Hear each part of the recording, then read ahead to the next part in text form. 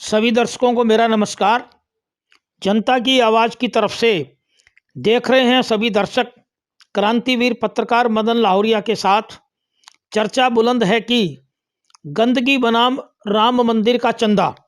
जनता की आवाज़ के बुलंद आवाज़ कार्यक्रम में हम हैं आपके साथ। आज इस चर्चा में हमारा मुद्दा है गंदगी बनाम राम मंदिर का चंदा। राम नहीं विकास चाहिए, रोटी कपड़ा और मकान, यही है भगवान राम। तो साथियों, आज आप जरूर इस मुद्दे पे चौंक रहे होंगे। तो मैं आज सभी दर्शकों को बताना चाह रहा हूँ कि ये मुद्दा हमने इसलिए, ये आज मुद्दा बड़ा गंभीर है और इस मुद्दे पर हम बड़ी गंभीरता से चर्चा करेंगे। और आज मैं इससे पहले एक संदेश सभी हमारे दर्शकों को देना चाह रहा हूँ। हमारे कल का दिन हमारा देश का राष्ट्रीय पर्व है, गणतंत्र दिवस है। और गणतंत्र दिवस की पूर्व संध्या पर हमारे सभी दर्शकों को मेरी तरफ से गणतंत्र दिवस की हार्दिक शुभकामनाएं। मैं पत्रकार मदन लाहौरिया सभी दर्शकों को गणतंत्र दिवस की हार्दिक शुभकामनाएं देते हुए ये संदेश दे रहा हूं कि कल पूरे देश के अंदर हमारा राष्ट्रीय पर्व 26 जनवरी का गणतंत्र दिवस मनाया जा रहा है। और हमारे देश की राजधानी दिल्ली में माननीय प्रधानमंत्री जी के द्वारा राष्ट्रीय ध्वज फहराया जाएगा और राष्ट्रीय परेड होगी। जहां एक तरफ राष्ट्रीय परेड होगी, वहीं दूसरी तरफ हमारे देश के किसानों की एक ऐतिहासिक परेड निकलने जा रही है, किसान ट्रैक्टर परेड। क्योंकि वो पिछले 2 महीनों से अपनी मांग बनवाने के लिए भारतीय सरकार से दिल्ली के बॉर्डरों पर डटे हुए हैं और उन्होंने फिर अपनी एक विशाल ऐतिहासिक परेड निकालने का घोषणा की। और दिल्ली पुलिस की सहमति से कल दिल्ली के चारों तरफ रिंग रोड पर 70 किलोमीटर के दायरे में वो परेड निकाली जाएगी। तो हमारे सभी दर्शकों से हम तहे दिल से गुजारिश करते हैं कि वो किसान परेड भी कल आप अवश्य देखें। तो साथियों, मैं हमारे इसी चर्चा पर वापस आ रहा हूं कि आज हमने ये मुद्दा, हमने ये चौंकाने वाला विषय का सब्जेक्ट हमने क्यों रखा कि जो आज हमारा, जो सदियों से हमारे भारतीयों के कण कण में राम बसा हुआ है, उसको आज हमें कोई किसी को बताने की आवश्यकता नहीं पड़ती। आज हमने इस मुद्दे को गंदगी से क्यों जोड़ा, ये एक बहुत बड़ा एक राज है। और ये मुद्दा आज हमारा हरियाणा के गुड़गांव के समस्याओं के साथ हमने इसको जोड़ा है। जो हमारा गुड़गांव इंटरनेशनल लेवल पर साइबर सिटी के तौर पे कहलाता है, वहाँ गंदगी के पहाड़ लगे हुए हैं। मतलब आप सभी दर्शकों को बताना चाह रहा हूँ कि इन 5-6 सालों के अंदर भरसक प्रयास के बावजूद भी वो हरियाणा सरकार ने अभी यहाँ के किसी भी प्रकार की गंदगी की कार्रवाई पे कोई भी गहराई से काम नहीं किया। चाहे आपका गुड़गांव का जो हमारा बंदवाड़ी प्लांट हो, वहाँ की हालात बहुत ख़राब है। गुड़गांव शहर की सड़कें इतनी ख़राब हैं जो आप सोच भी ही नहीं सकते। यहाँ गंदगी का आलम हर गली मोहल्ले में भरा हुआ है। दूसरी तरफ कि आज पूरा देश हमारा बदहाली और कंगाली के अंदर है।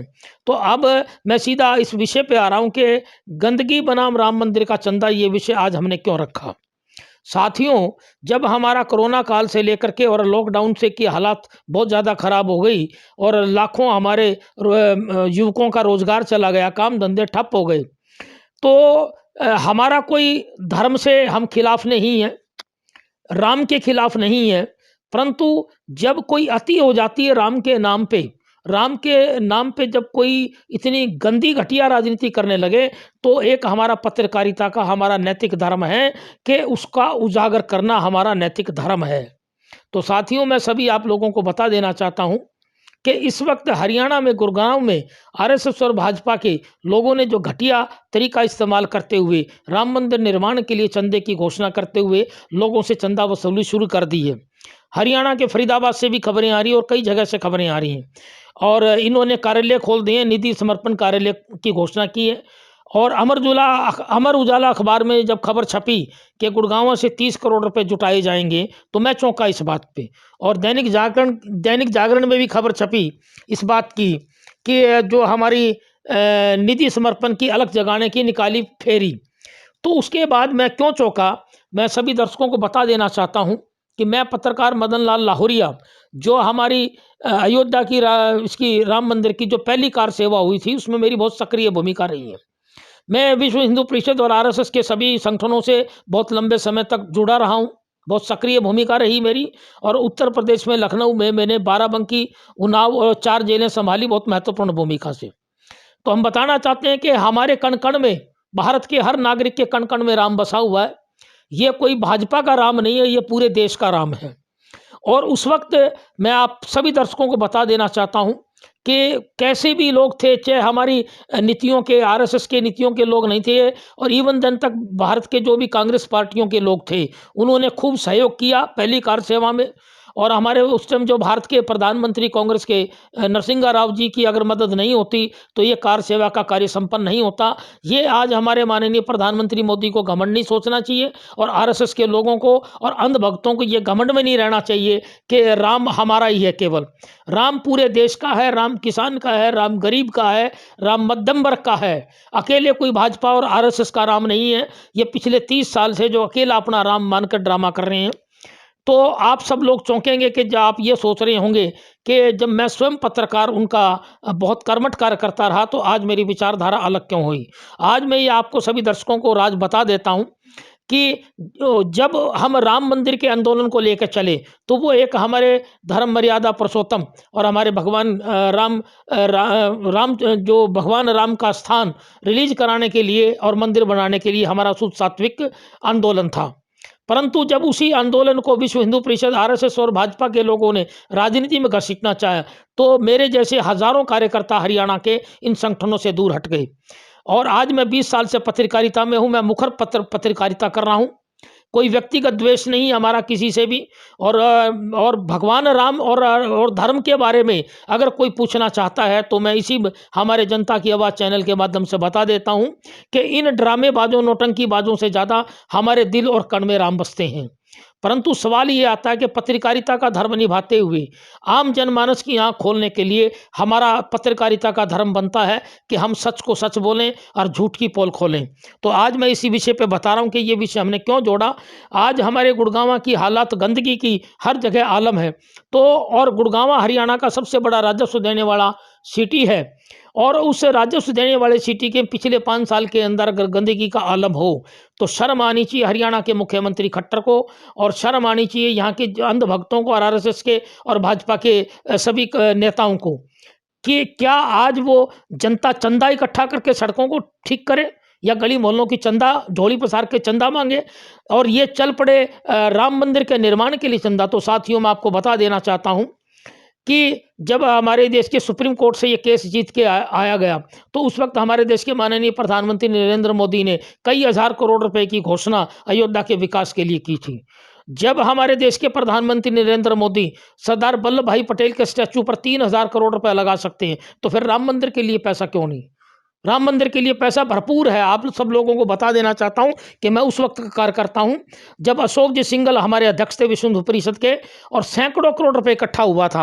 अभी हमारे न्यूज़पेपरों के माध्यम से जो हमारे अयोध्या के निर्मोही अखाड़े के महंत सीताराम दास ने भी आरोप लगाया है कि 1400 करोड़ रुपए का घोटाला हुआ है इस के अंदर, और भिन्न भिन्न समय पर बयान आते रहे हैं। उस वक्त सैकड़ों करोड़ रुपए इकट्ठा हुआ था, वो कहाँ गया। अभी पिछले दिनों बयान आया चंपत राय जी का, जी 100 करोड़ रुपए हमारे पास हैं।